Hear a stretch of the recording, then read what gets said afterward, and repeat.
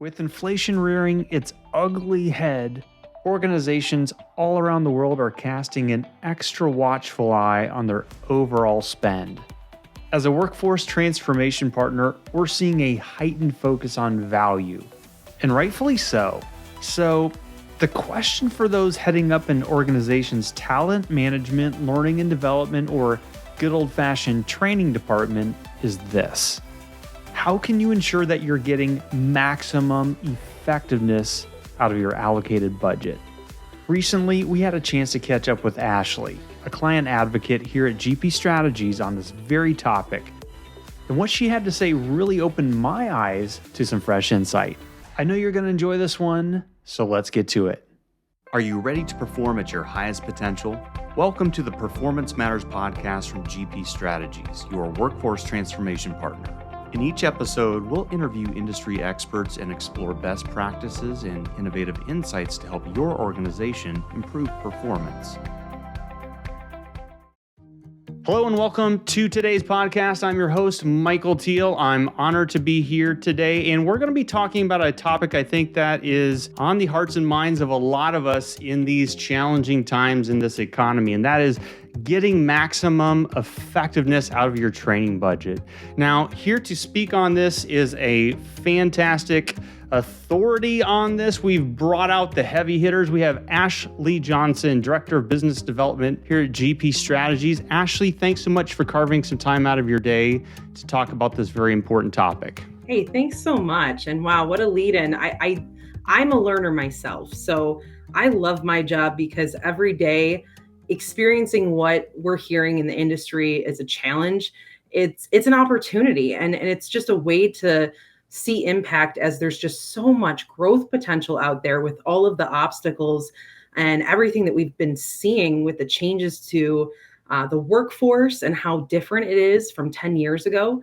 It really is exciting. So I like to think of myself as a learner myself, not as an expert, but very excited to dive into this very important topic. Well, perfect, Ashley. Now, before we get going here, I just like to have a little fun with our audience. Also, you know what? We have over 4,000 associates at GP Strategies around the world, so it's kind of just cool to get to know each other a little bit. So I've got a couple questions for you. Are you prepared? Ooh, I hope so. Let's find out. Yes. Okay. Let's do this. So first of all, we're in a virtual studio right now. Where's home for you? Buffalo, New York. Beautiful, beautiful area. What I was going to ask you is, can you share a little bit about your background, your professional bio, of how you've come to GP Strategies? Yeah, absolutely. So I've always been a client advocate. So previous to GP, I worked in partnership relationships, trying to understand how to help solve for, obstacles or issues or gaps that clients are looking to transform.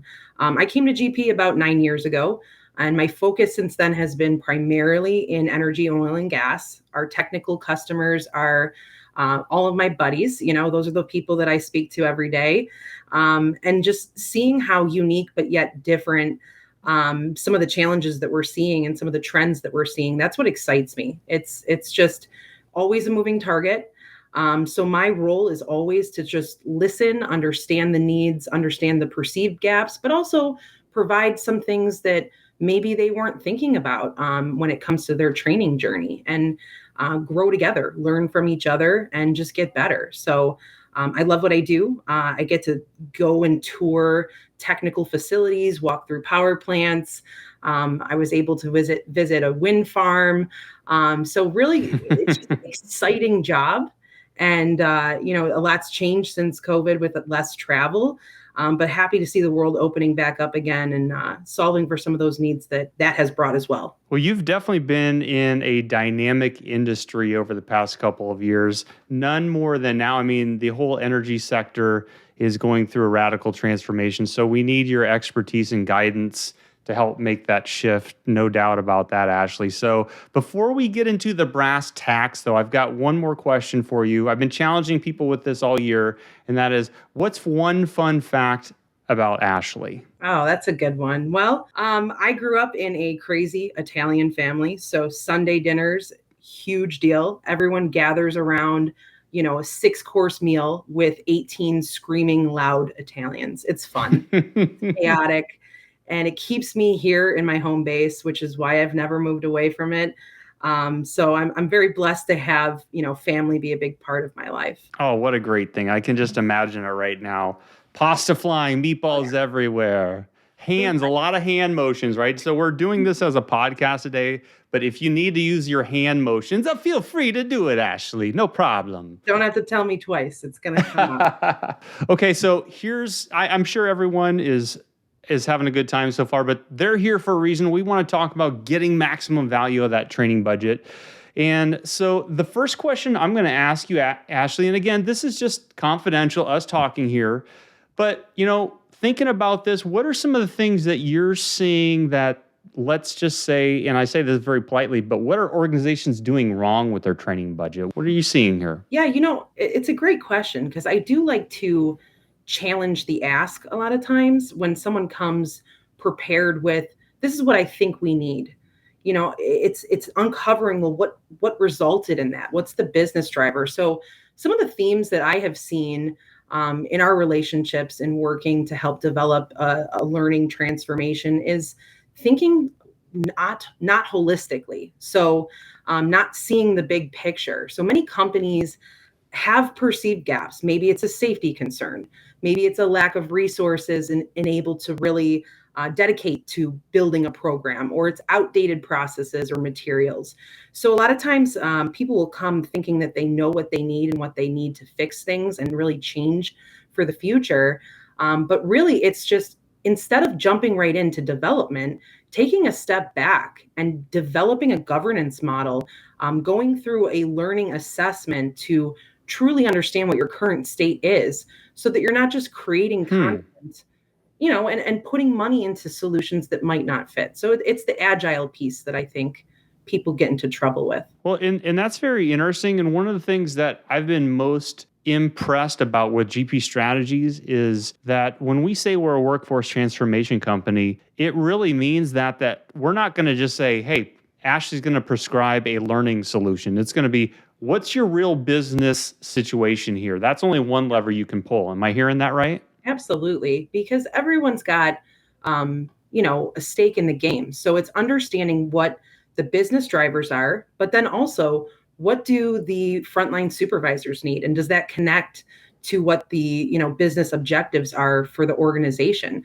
And then it's understanding how to tailor what you're building to make sure that it is ready for some of the challenges we're seeing with a multi-generational workforce and, need for more modern solutions, but not moving away from the more structured traditional approaches that have been effective for decades. So it's that balance, but without designing that model up front and just jumping right into development, you do tend to overspend and not get the results all the time that you're looking for. Tell me about expectations with clients. Are you seeing a lot of very realistic, very practical expectations too? Yeah, good call out there. So a lot of times people like to chase the new modern element of training or qualification when it comes to technical development. And that's not always the right journey. So, for some companies, we need to start by just getting an LMS. We're paper-based right now.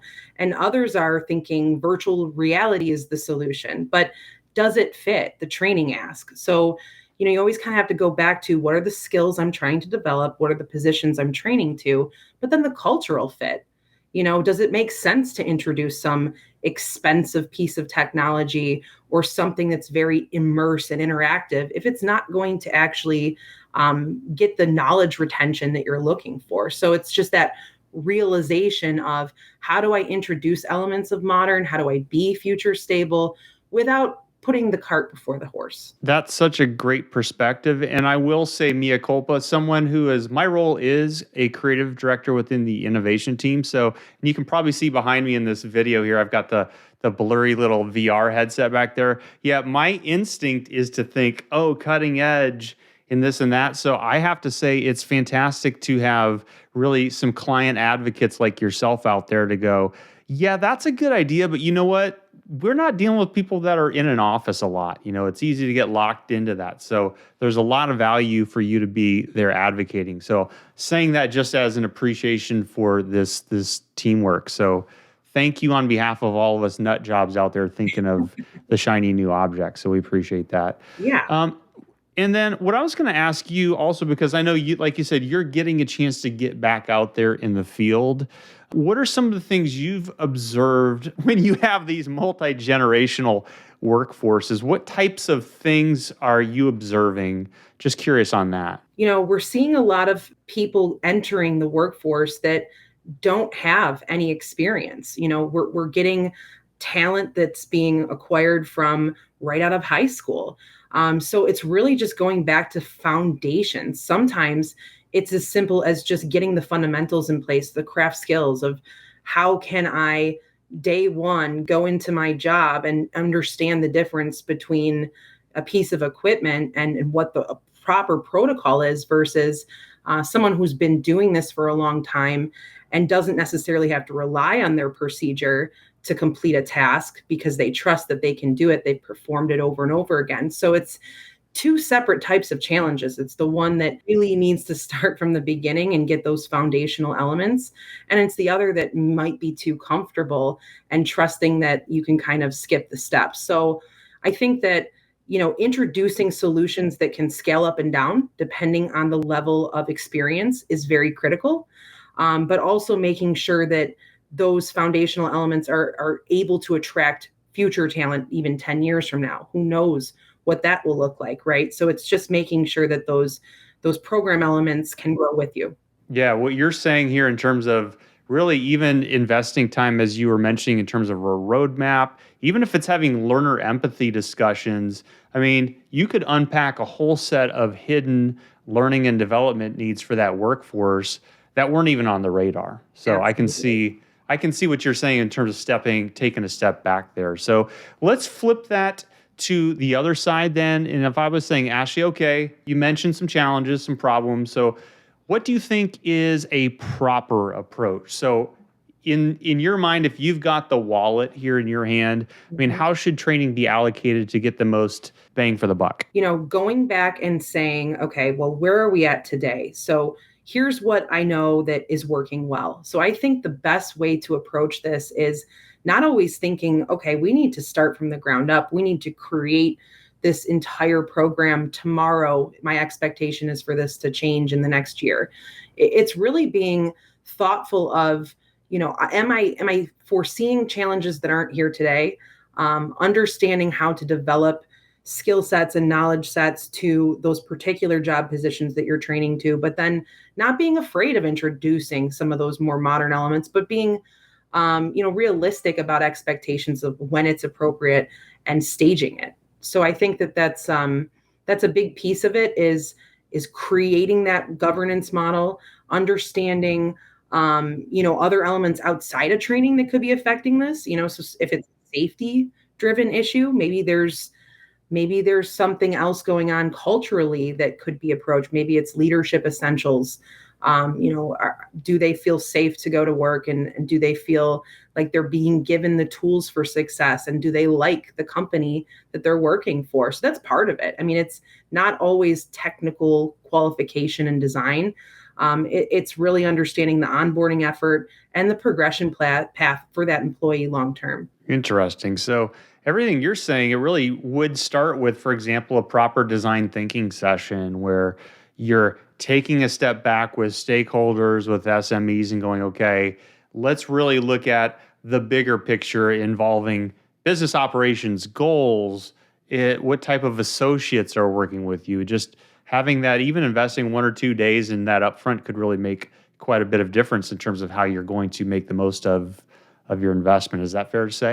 Absolutely. And getting that buy-in, that's the critical piece. It's, if the training is being driven from the L&D team or someone that's more on the corporate side, does that also translate to the field? So are the field supervisors feeling like that will actually help to improve their workforce and reduce the time to proficiency? Or is it just training for training's sake? So it's just having those realistic outcomes and also having the hard conversations between teams that sometimes can be disconnected in order to drive towards the big picture results that everyone wants. And you know what I was going to say is that it feels really good in this learning and development world when you truly know you're making a change. You're not just putting out an e-learning or a video or something and you're like, I don't even know if this is going to make an impact in somebody's life, right? It feels good when you're making that change. So, what I'd like you to do, Ashley, is just dish a little bit. I mean, we all love home makeover shows and things like that. So, can you share like a real world before after type of example? And then I'll put some fun HGTV style underbed soundtrack to it while you're talking. Yeah, that sounds good. So I think that a lot of times what we're seeing right now, especially in the industries of energy and oil and gas, is that moving towards that transformation, introducing virtual solutions as an option, but also not taking away from the structure of the program. So, it's always got to be a blended approach. I mean, we shouldn't be scared of introducing new solutions or modalities, but we have to be mindful of the structure has to be there as well. So making this easily accessible to the workers in the field, I think, is really, really appropriate, regardless of skill set. And so, when we work with, for example, I have a customer that we supported an effort in the oil and gas space. They basically came to us with a lot of structure. A lot of things were going well. They had a structured OJT program. They had procedures. Some of them could have been updated a bit, but things weren't broken. But they still wanted to see, how can I think about the future and be able to support the changes to the workforce and retain talent. So one of the problems they were having was that talent was getting to the competency level of 1, 2, 3, and then they would leave. There was no loyalty there. They would leave for better pay or a more exciting opportunity. So it started off by understanding the needs and the job persona of the new hires, understanding the culture fit of the more seasoned workforce, blending the right tools to get in front of them, and then getting that buy-in. So, going back to what we were just chatting about, it's getting the buy-in from operations, but also getting the buy-in from the end user themselves. So that challenge actually made them better for it because they understood a better path to how to retain talent, how to attract talent, how to get people to stick around, because they were introducing unique elements without, just forcing classroom training on people or forcing, seats through a training module that wouldn't have any effect. So at the end of the day, they ended up reducing the amount of training that they were doing.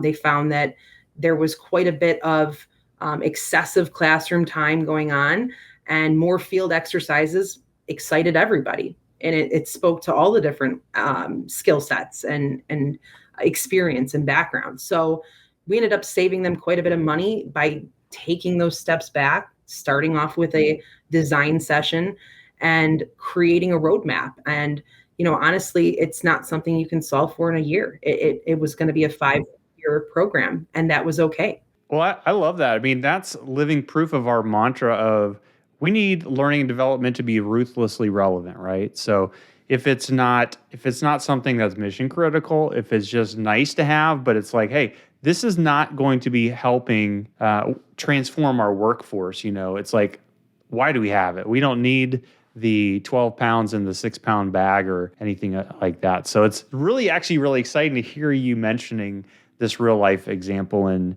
how you've made that change here. So Ashley, I know we've kept you for a while here. We know we need you to get back out there and represent us. So here's my question to you. Kind of a final question would be, if you had a chance to whisper in the ear of a chief learning officer, an L&D manager, a purchasing agent, something like that, what would be one little final thought that you'd like to share with them?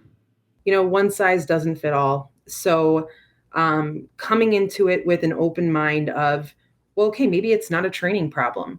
Taking that step back, looking at the other ways that could be affecting the growth and development of your talent. If things aren't going well, typically it goes back to, okay, well, what's the issue that I can solve for right now? But instead of thinking it of, here's my problem. I have a gap. We have to meet this compliance effort. It's, thinking about it more holistically and long term. Is the what you're creating, the content you're creating, future stable? Are you even in a position right now to be talking about content development? Or is it a hiring situation or a onboarding situation that you should be putting more focus into? And then developing, your high level achievers in a position where they can also succeed and be part of the solution and part of the change, and be providing that input of what they think the program should look like long term. So it's just getting all of those different elements and working with the different layers of the organization before you just get right down, roll up your sleeves, and start pumping out training content. Ashley, I can see from just hearing you talk about this, it gets me excited and also very thankful that you're out there having those conversations. So on behalf of the entire team here at GP Strategies, thank you so much for sharing your insight today. Thank you, Michael. Appreciate it.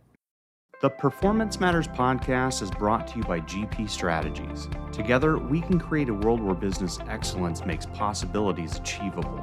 You can subscribe to the show anywhere you get podcasts or listen on our website at gpstrategies.com.